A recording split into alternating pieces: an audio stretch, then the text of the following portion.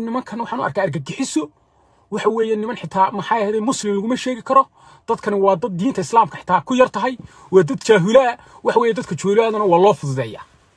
hadeeg dadka jaahilada waa loo fududeeyaa dadka gobolada ku dhaqan ee maxay ahayd huwanta waa dad jaahilaa waa jaahilin quraanka ma yaqaanin diinta ma yaqaanin waxa ma yaqaanin marka waxa weeye dadkaas oo kale inaynu u fududeyno oo dunida dhaafno weeyaan si dad muslim oo diinta garayo ilaahay garaya dhulka u degaan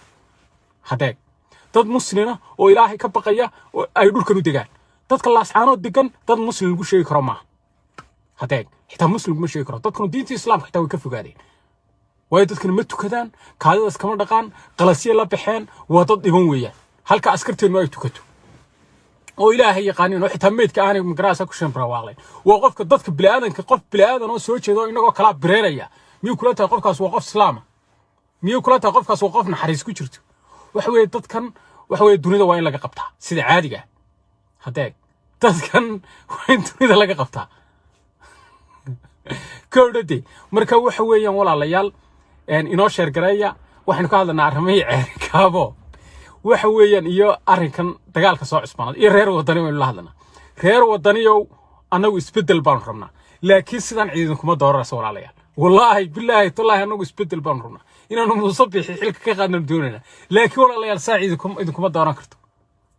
sidan yaa idinku dooraraya reer wadaniyow ilaahay baa idinku dhaarshay sidan ma idinku dooraraya bal in laas caanood iyo maxay ahayd booc ama saduuq la dhigayaad u haysataa war saduuqada gabile bay yaalina codku gabile buu yaalaa